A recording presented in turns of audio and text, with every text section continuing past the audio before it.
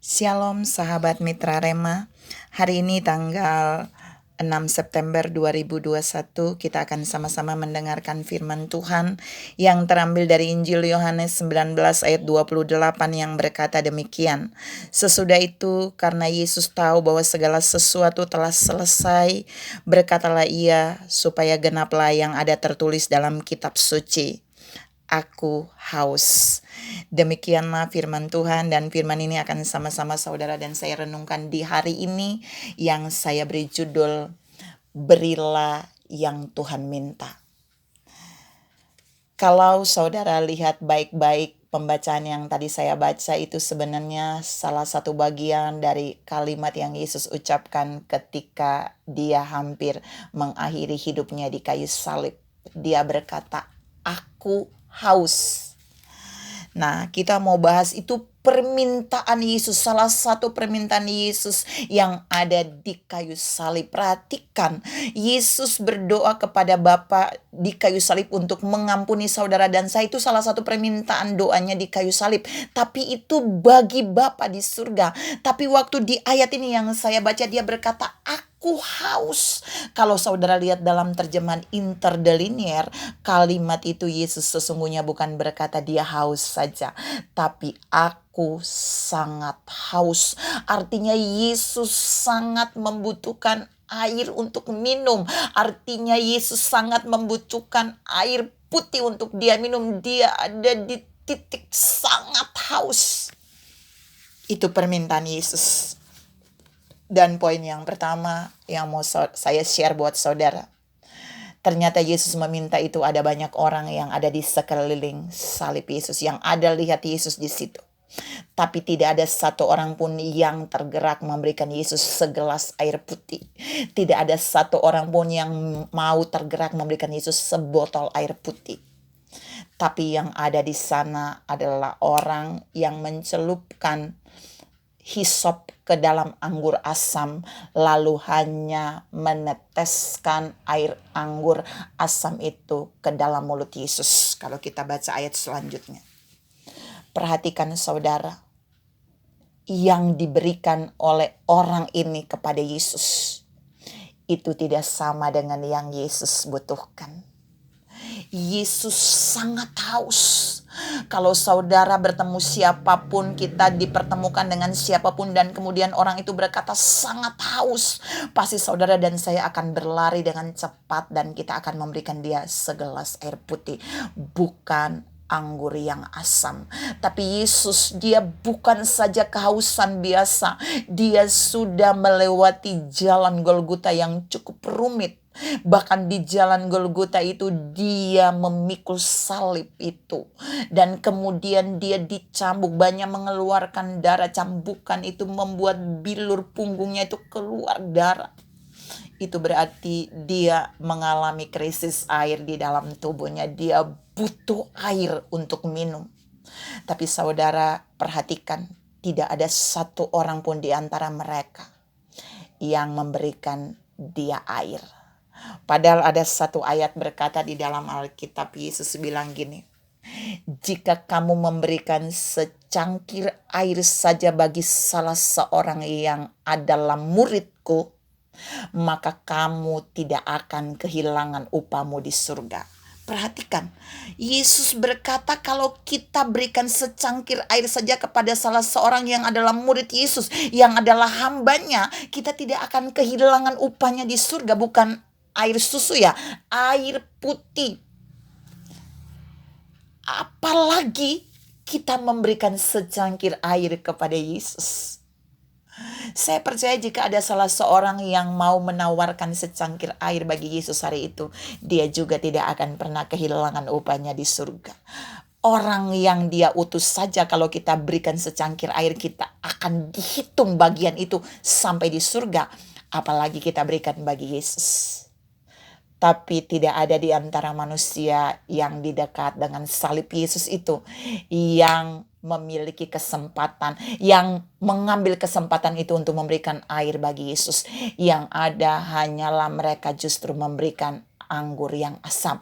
Apa yang tidak Yesus minta itu mereka berikan. Saudara yang saya kasih dalam Tuhan Yesus Kristus, kita jangan meneladani ini. Tapi kita mau meneladani apa yang Yesus minta, kita mari berikan. Yang kedua, apa yang Yesus minta, saudara dan saya bisa lihat di dalam Yohanes 4. Yohanes 4 ayat 6 sampai ayat yang ke-7 di sana ketika Yesus dalam perjalanan dengan para murid. Kemudian mereka sudah sangat capek, hari sudah siang, kira-kira jam 12 siang. Dan kemudian murid-muridnya pergi membeli makanan. Dan Yesus kemudian menuju ke sumur Yakub. Di sana dia bertemu dengan seorang perempuan Samaria. Kalau saudara baca baik-baik di ayat 6 dan 7 itu, pada bagian terakhir Yesus bilang, kata Yesus kepadanya, berilah aku minum. Yesus juga minta air dari perempuan Samaria. Yang bedanya dengan di kayu salib, pada saat Yesus meminta di sumur, Yesus hanya menemukan satu orang yang ada di sumur Yakub, yaitu perempuan Samaria. Artinya satu-satunya orang yang memiliki kesempatan memberikan air itu adalah perempuan itu. Tidak ada yang lain. Tapi kesempatan emas yang paling banyak diberikan adalah ketika dia di kayu salib, ketika dia berkata, aku sangat haus. Ada banyak orang punya peluang untuk memberikan dia minum, tapi mereka tidak menggunakan peluang itu. Mereka kehilangan kairos, itu namanya kairos Tuhan. Tidak akan bisa diulang lagi. Saya percaya jika hari ini diulang lagi, jika Yesus tersalib lagi, maka banyak orang akan datang dan memberikan air bagi Yesus. Tapi kairos itu tidak akan bisa diulang lagi. Waktu Tuhan bagi orang-orang itu udah lewat. Kalau dia tidak mengambilnya untuk memberikan air kepada Yesus, tidak akan pernah diulang. Tidak ada siaran ulangan untuk memberikan air lagi bagi Yesus pada saat itu. Tapi perhatikan yang dialami oleh perempuan Samaria itu. Hatinya oke untuk memberi minum bagi Yesus. Tapi kalau saudara baca baik-baik ke bawah, dia bilang ini, apakah engkau seorang Yahudi mau minum dari air yang kuberikan? Maksud perempuan itu, aku mau kamu berikan kau minum Tuhan, tapi apakah kau mau minum kalau kau tahu aku nih latar belakangnya dari mana? Perhatikan, Yesus tahu hati perempuan itu mau memberi dia minum. Dan terjadilah pembicaraan antara Yesus dan perempuan itu. Yesus kemudian bilang di ayat-ayat berikut, jika kamu minum air ini, kamu pasti akan haus lagi. Tapi jika kamu minum air yang akan kuberikan kepada kamu, kamu tidak akan haus lagi. Tapi dari dalammu akan mengalir aliran air hidup sampai kepada hidup yang kekal. Keren banget. Apa yang mau saya katakan dari bagian ini? Saudara tahu, ketika perempuan itu berniat memberi Yesus minum, Yesus memberikan dia air hidup yang sangat dahsyat. Yesus memberikan dia pemulihan. Kalau saudara baca seluruh perikop itu sampai selesai, perempuan itu dia terlepas dari persinahannya.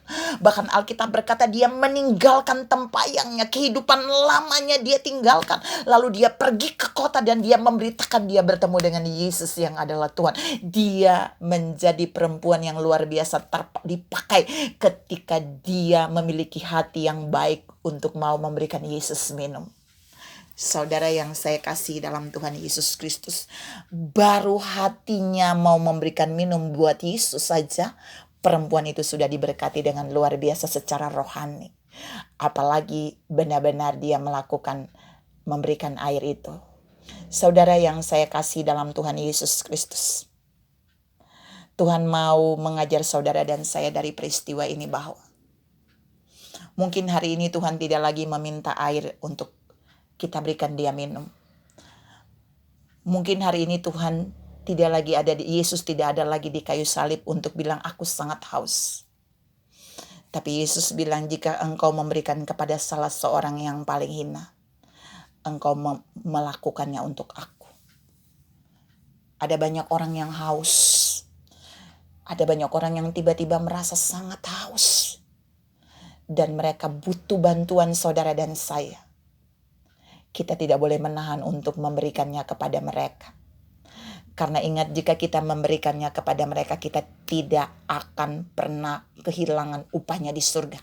Karena Yesus sudah berjanji dalam firman di Matius 25, kalau saudara lihat baik-baik, ayat 35 sampai seterusnya, jika kamu memberikan kepada salah seorang yang paling hina, termasuk di dalamnya memberikan minum, maka kamu tidak akan pernah kehilangan upahmu di surga. Bahkan di bagian lain, jika kamu memberi kepada salah seorang yang adalah muridku, orang yang kuutus, secangkir air saja, bukan satu botol loh ya, maka kamu tidak akan pernah kehilangan upahmu di surga. Tuhan menantang saudara dan saya hari ini.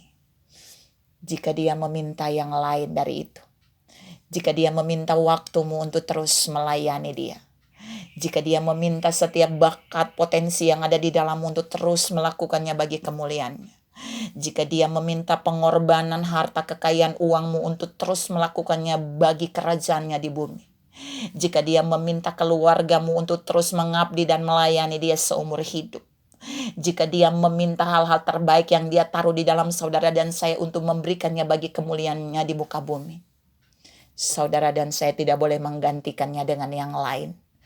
Apa yang dia minta, berikan itu bagi dia. Jika dia meminta waktumu yang terbaik, berikan itu bagi dia. Jika dia meminta hatimu yang tulus untuk melayani dia, berikan itu bagi dia. Dan saudara akan lihat, saudara dan saya tidak akan pernah kehilangan upahnya di surga. Ingat, mari beri apa yang dia minta, supaya kita tidak kehilangan kairos seperti orang-orang yang ada di sekeliling kayu salib itu. Mereka tidak bisa memberi, tidak mau memberi yang Yesus butuhkan, yang Yesus minta. Tapi mari kita jadi seperti perempuan Samaria yang ikhlas rela memberi, maka kita akan mendapatkan lebih daripada yang kita duga. Tuhan memberkati saudara berlimpah. Salam memberi apa yang Tuhan minta. Amin.